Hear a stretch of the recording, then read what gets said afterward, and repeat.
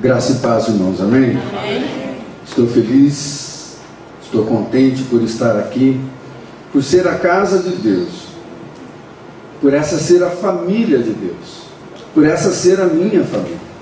Não há um outro lugar, há vários outros lugares que nós nos sentimos bem, mas estar com a nossa família é algo muito bom, e estar com a família de Deus é muito bom. E eu posso dizer, irmãos, com toda a segurança, de que a liderança dessa igreja ama você. Acima de tudo, que Deus ama você. Ele levantou essa liderança para cuidar de você, para cuidar de mim. E o fato está justamente nesse cuidado em buscar no Espírito Santo a mensagem de Deus, para que fosse ensinada, pregada, instruída ao longo desse ano, que é edificando vidas, edificando a sua vida, fortalecendo a sua vida, para que você uma vez, e eu, uma vez enraizados na palavra do Senhor, possamos resistir às forças contrárias, os movimentos contrários, os terremotos, os abalos que ocorrem ao longo do nosso viver. E nós só poderemos resistir e permanecer se nós estivermos firmados na rocha. A rocha é o Senhor Jesus Cristo. E Ele nos dá a sua palavra para que nós tenhamos e possamos ter esta sustentação. E quando nós estamos juntos, como nessa manhã, eu e você aqui nesse santo lugar, nós consideramos que estamos numa família. Assim, há vários tipos de famílias. Você até pode considerar o seu trabalho, a equipe onde você está lá naquele trabalho, como uma família. Por causa do relacionamento, por causa dos ideais, por causa das afinidades. Talvez aquele grupo da vizinhança, aqueles vizinhos mais chegados ali, forma-se um grupo e aí num determinado momento você fala, puxa, nós somos uma verdadeira família. Existem vários tipos de relacionamentos em grupo que nós podemos caracterizar como uma família. Mas eu gostaria de nessa manhã, irmãos, nos atentar ao que a palavra de Deus nos ensina a respeito do que é uma família. Família é um projeto de Deus. Família é um projeto de Deus. Quando nós entramos nesse novo período de tempo, 2016, as notícias não têm sido muito boas e têm trazido algumas perturbações à nossa sociedade. E nós vivemos numa sociedade extremamente dinâmica, em constante mudanças, algumas boas, outras nem tanto. Isso porque o ser humano é inquieto, é questionador, criativo e suscetível às impressões e às expressões que as relações sociais produzem pela convivência. A sociologia é a ciência que estuda as formas de relacionamentos em grupo, assim como as consequências desses relacionamentos.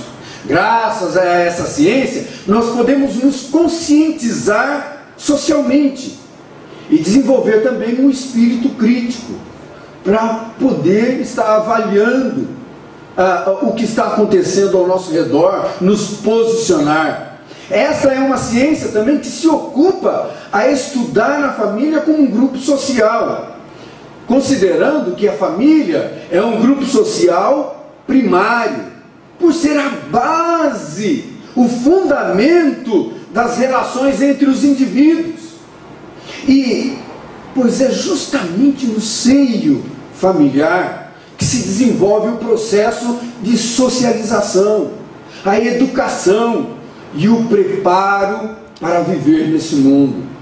Família é a base para a formação do indivíduo. Dessa forma, irmãos, é possível observar, através dos séculos, os interesses envolvidos através da união conjugal. E isso tem mudado. Por um longo tempo, passou por algumas mudanças que não foram tão percebidas. Mas, quando a gente começa a estudar esse grupo, nós percebemos que houve mudanças. Por exemplo, ainda no século XVIII, os casamentos eram arranjados com interesses econômicos e sociais. Ainda até o século XVIII, isso era muito perceptível.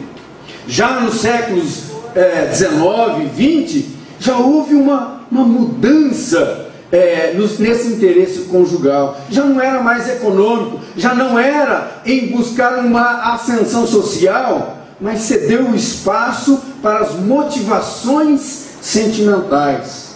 Peguei só esses séculos para dar um exemplo sobre como que essas mudanças têm ocorrido.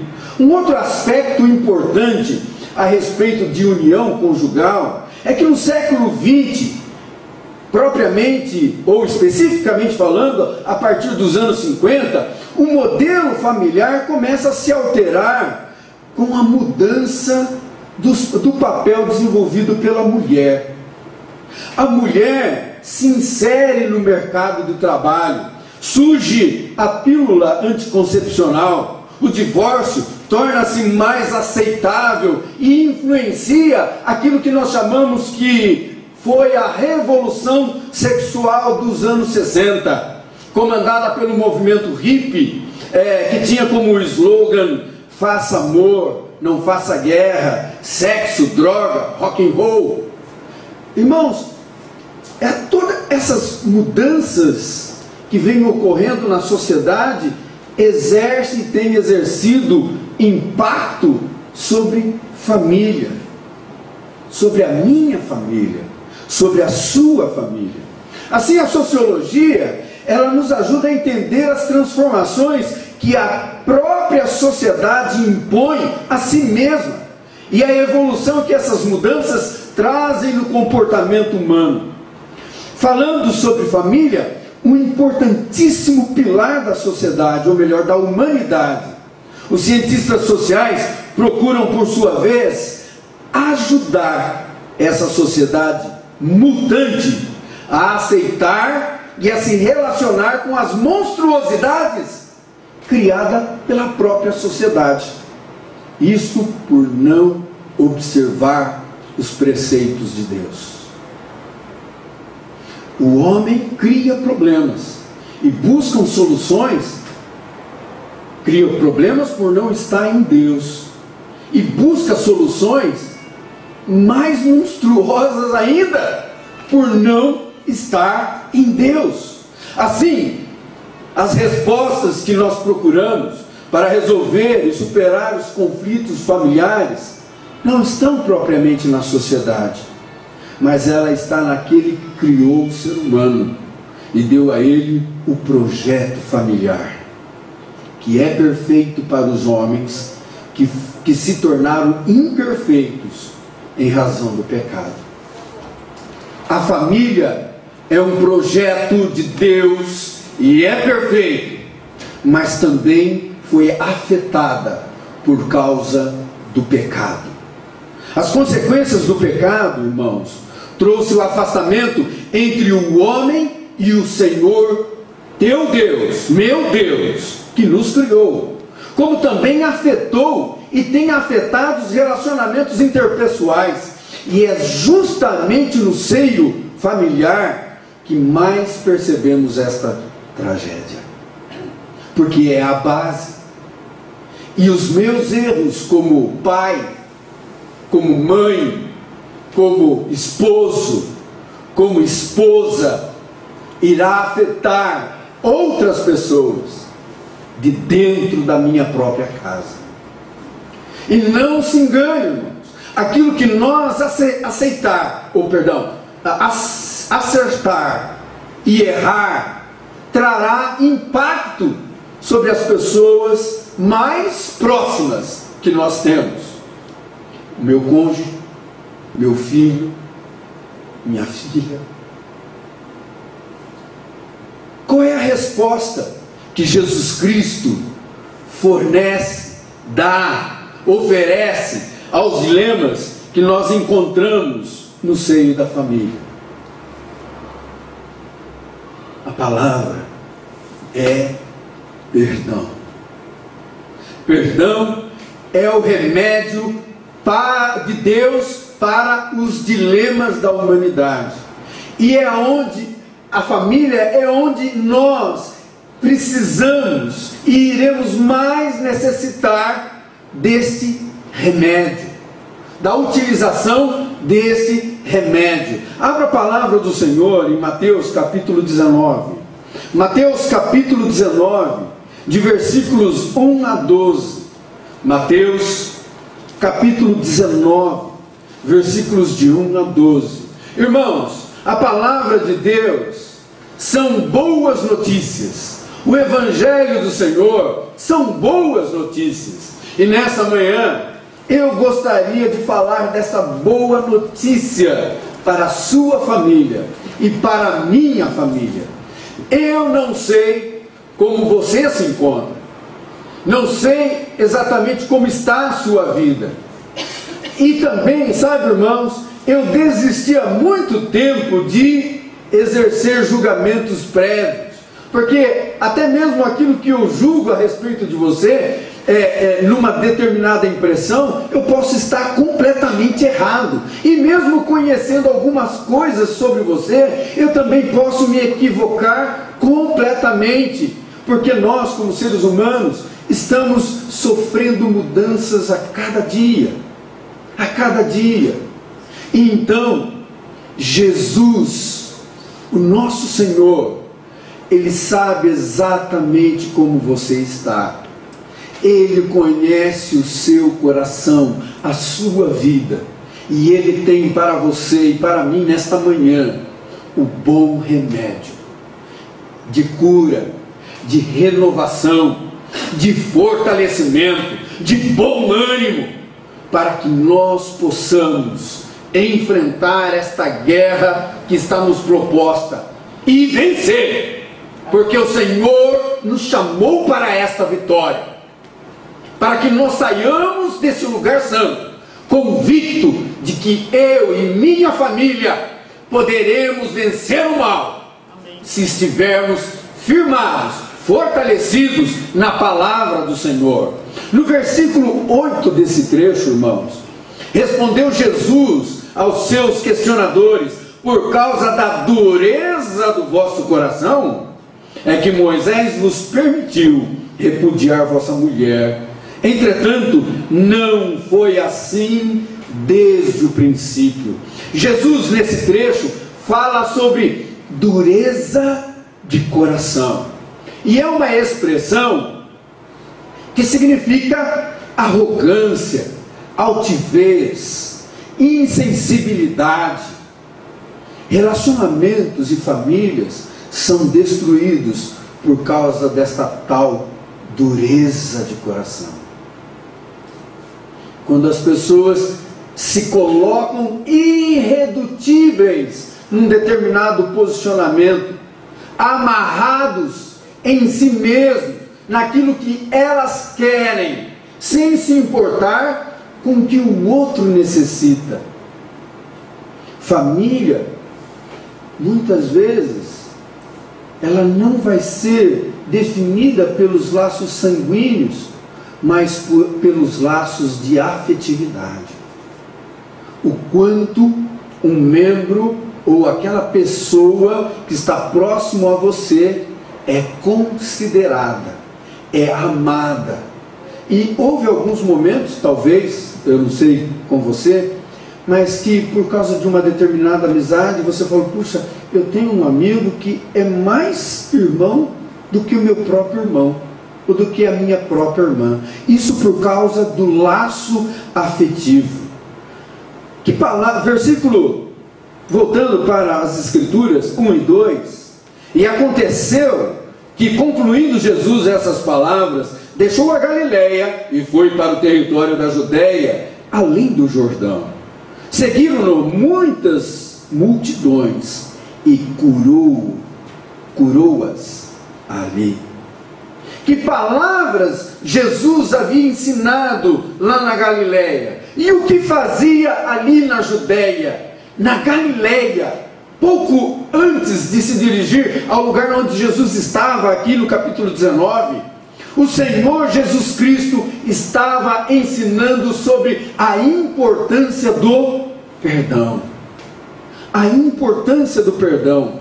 No contexto geral, aqui mais abrangente, no capítulo 18, versículo de 23 a 35, o Senhor Jesus Cristo propôs uma parábola, um ensinamento a respeito do perdão. E ele falou sobre um determinado senhor, um rei, que possuía servos, e um desses servos lhe devia cerca de 10.000 denários. Não era pouca coisa, era muita coisa. E então esse rei mandou chamar esse servo e questionou: olha, vai me pagar ou não? E ele falou: não tenho como. E não tendo como pagar, determinou aquele senhor que ele fosse vendido, os seus familiares fossem vendidos como escravo, a fim de que aquela dívida fosse paga. E então aquele servo, vendo naquela situação, caiu diante do seu senhor e suplicou que lhe desse a oportunidade, que pagaria tudo aquilo que devia. E aquele senhor se compadeceu daquele homem e perdoou-lhe a dívida, ou seja, apagou aquilo que ele devia e o deixou seguir livre. Aquele homem que saiu livre daquele peso que o escravizava, logo adiante encontrou um conservo que havia contraído uma dívida com ele de 100 denários. E ele cobrou a dívida. E aquele outro conservo, não tendo como pagar, também se humilhou, caiu diante dele e suplicou que desse-lhe a mesma oportunidade que havia sido dado a ele. E ele, não sendo misericordioso, determinou que ele fosse preso, lançado na cadeia, até que saldasse a sua dívida. As outras pessoas, contando Jesus, que estava ali ao redor, vendo aquela tamanha injustiça, foram até o rei, até aquele senhor maior, e relatou o que havia acontecido. Então irou-se aquele senhor e mandou chamar aquele homem e determinou o seguinte, versículo 32 em diante, do capítulo 18. Então o seu senhor, chamando-o, lhe disse: servo malvado, perdoei-te aquela dívida toda, porque me suplicaste. Não devias tu igualmente compadecer-te do teu conservo, como também eu me compadeci de ti? Versículo 34. E indignando-se o seu senhor, o entregou aos verdugos, até que lhe pagasse toda a dívida. Concluiu Jesus: assim também meu Pai Celeste vos fará do íntimo não perdoastes cada um do teu irmão.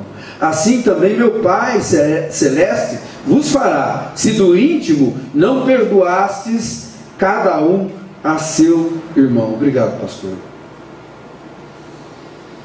A sociedade, ela está doente na carne, na alma e no espírito. Jesus veio para curar doentes. E o perdão faz parte do seu socorro. O perdão faz parte do seu socorro. Quando ainda na Judéia, Jesus falou da importância de perdoar, pois esse ato liberta e cura, mas aquele que não perdoa irá resolver essas questões com Deus. Perdão é um mandamento. É um mandamento. É um mandamento que nos beneficia. Ainda que o erro não seja apagado, você terá condições de, ao liberar o perdão, de seguir livre para renovar-se. Para renovar-se.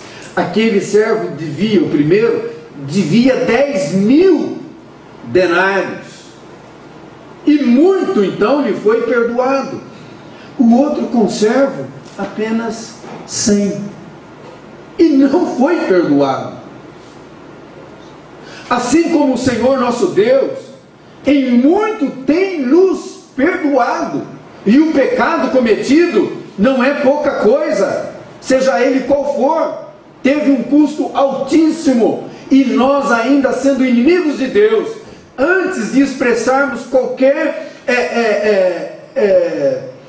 inclinação indo na direção dele, Ele nos perdoou. Ele nos perdoou. São inúmeras, irmãos, as doenças físicas que vitimizam as pessoas. Também não são poucos os conflitos emocionais que se transferem para o corpo em forma de doença. Geralmente, conflitos não resolvidos, amarguras e ressentimentos, uma vez alojados no coração, irão adoecer o nosso corpo. Não foi resolvido aqui. O corpo vai manifestar isso. Continua com o dedinho aqui no Evangelho de Mateus, capítulo 19, e vai comigo até o livro de Salmos. Livro de Salmos, capítulo 6, versículo 7. Olha o que Davi fala a respeito do que eu acabei de pronunciar. Salmos, capítulo 6, versículo 7.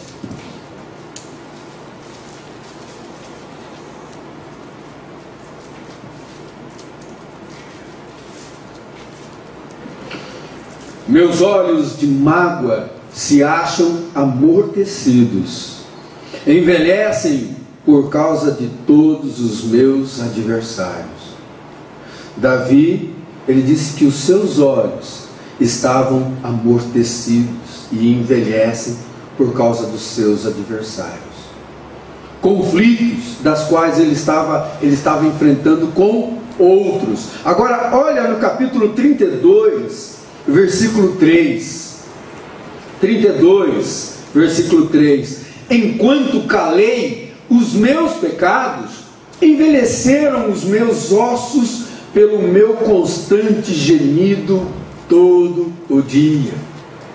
Conflito interpessoais, conflito com outras pessoas, não resolvidos, provoca doença na alma, provoca doença no espírito, provoca doença no corpo. Pecado não resolvido com Deus provoca essa doença na alma, que é a separação. E o nosso corpo, o nosso ser integral, porque você não é só espírito, você não é só alma, você não é só corpo, você é um ser integral, vai se ressentir de alguma forma. Portanto, corações duros que não perdoam, não são capacitados a perdoar ou não estão dispostos a perdoar, trará sobre aquele que o possui doenças, dificuldades. Olha só, corações duros são demasiadamente arrogantes para se sensibilizar diante da miséria alheia. Torna-se insensível, dono de si mesmo, é insensível à dor daquele que está próximo, insensível às dificuldades daquele que está próximo. E irmãos, eu estou falando o nosso próximo, família, sua esposa, seu marido, seu filho, sua filha, seu pai, sua mãe. E isso para que a gente possa nos aperceber do que está acontecendo com o outro. Não tem um outro caminho a não ser aquela conversa. Conversar. E conversar quando a gente está conversando com alguém ou ouvindo alguém, nós precisamos fazer isso de forma integral. Não estar conversando com ela ou com ele e pensando na próxima coisa que você tem a fazer.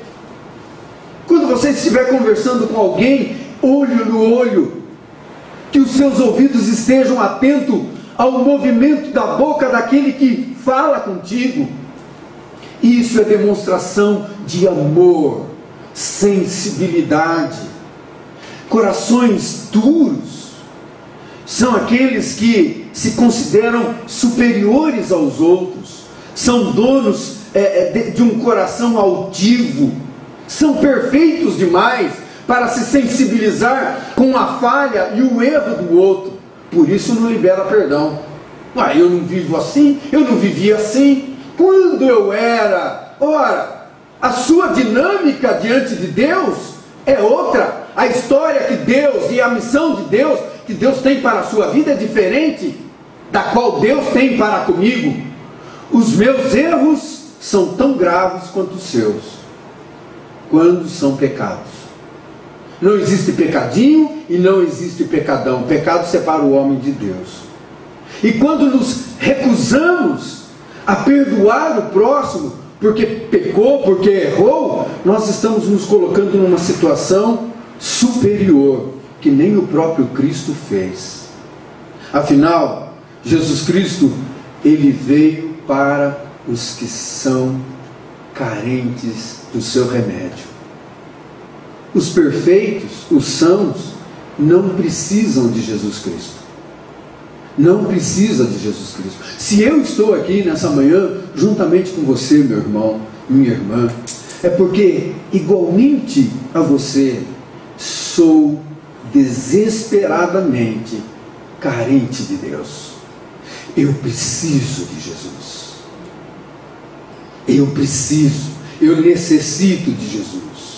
Ele é o meu irmão, capacitado por Deus a me ligar com o meu Criador. É por meio de Jesus Cristo que sou sarado. É por meio de Jesus Cristo que sou resgatado. É por meio de Jesus Cristo que a sua família, a minha família, pode ser transformada, fortalecida, preparada para enfrentar as oposições que estão se levantando nesse mundo. Irmãos, não nos enganemos.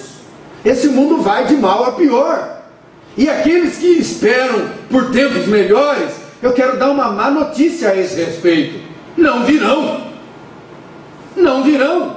Porque quando o homem estiver dizendo paz e tranquilidade e prosperidade, vivemos numa sociedade perfeita, olha lá, esse é o momento. Pode ser que esse seja o momento da volta do Senhor Jesus Cristo. Porque a criação geme à espera da redenção final. Onde está o homem? Pode ter certeza, nós vamos ter problemas. Pode mudar, quando nós falamos do sistema político no nosso país, pode mudar. Presidencialismo ao parlamentarismo, monarquia, sei lá eu o que, vai continuar do mesmo jeito, ou não exatamente do mesmo jeito, muitas coisas podem mudar. Mas irmãos, não se engane, aonde o homem está presente nós vamos ter problemas, dificuldades. Aqui não é o nosso lar final, só estamos de passagem nesse lugar. Com que tipo de coração você tem tratado os seus familiares? Uma família estável, ou pelo menos com algumas condições que produzem estabilidade, será bênção nessa sociedade e fará a diferença. Ninguém está aqui para julgar você. Porque nós temos a palavra que nos julga. Porque Deus, o Espírito Santo, conhece você. E o objetivo é fortalecê-la, para que você possa ser um homem melhor, uma mulher melhor, um marido melhor, uma esposa melhor, uma mãe, um pai. Enquanto a sociedade cria problemas e apresenta soluções tão monstruosas quanto os problemas criados, Jesus Cristo aponta para aquele que criou o homem. E ele diz assim: não foi assim desde o princípio. Versículo 8. Quando você olha por todas essas dificuldades que temos nesse mundo e enfrentamos no seio da família, Jesus Cristo está dizendo: não foi assim desde o princípio. Olha só, versículo 3. Vieram a eles, capítulo 19, vieram a eles alguns fariseus e o experimentavam perguntando: é lícito o marido repudiar sua esposa por qualquer motivo? O homem pode repudiar a mulher por qualquer motivo? Veja só, o homem, não a mulher. O homem pode, a mulher não pode. Antes de falar da controvérsia do divórcio, Jesus deixou bem claro que havia um princípio que a sociedade judaica, e eu digo que a nossa também, ignora. Deus não faz acepção de pessoas. Atos capítulo 10, verso 34. E diante dele, tanto homens quanto mulheres podem gozar da mesma graça. Gálatas capítulo 3, versículo 26 e 28. Perante Deus somos iguais. Deus criou o homem e criou a mulher, e deu a cada um de nós uma missão e um papel e responsabilidades das quais Deus um dia irá cobrar. Machismo e feminismo, e tampouco essa ideologia de gêneros, jamais encontrarão respaldo em Deus. Isso são coisas criadas pelo homem por estar longe do Senhor, por estar longe do plano divino. Deus criou tanto o homem quanto a mulher para desempenhar então uma missão e um papel, e cada qual com o dever de respeitar a missão do outro. Maridos, esposas, filhos e filhas. Deus não criou homem A e homem B, criou homem. Deus não criou mulher A e mulher B, criou mulher. Porque passar disso, irmãos, é confusão. É confusão. Nada disso estava lá no princípio. Tudo isso vem ocorrendo por causa do pecado. Versículo 5, irmãos. No verso 5: e disse: por esta causa deixará o homem pai e mãe, se unirá à sua mulher, tornando-se dois uma só carne. Irmãos, Jesus Cristo, segundo o nosso mestre, um casal se forma quando o homem deixa a família dos seus pais e une-se à sua mulher. A partir dessa ação, esse casal formará uma outra família. Uma outra família. Quando isso não acontece, é confusão. Que confusão? Conflitos gerados quando deixar não é geográfico. Casa e vai morar no fundo da casa dos pais. Pô, espera mais um pouquinho, nem que você tenha que alugar um quarto e banheiro. Há 2 bairros longe do bairro dos seus pais, para que você possa começar algo novo, sem a ingerência de um e outro sobre a sua casa. Esse deixar também é emocional, é confusão. Quando um e outro tem um problema, logo no início do casamento, já corre lá para a mãe, já corre lá para o pai. Nós precisamos aprender a resolver os nossos conflitos sob os fundamentos estabelecidos por Deus. Muitos casamentos e famílias inteiras se degeneram por permanecer dependentes, amarrados umbilicalmente a seus pais. Noras e sogras disputando, genros dependendo da mesada do sogro, crianças que não sabem quem obedecer, se aos pais ou aos avós. Isso é confusão. Quantas ofensas não surgem num ambiente como esse? Corações magoados, pessoas magoadas.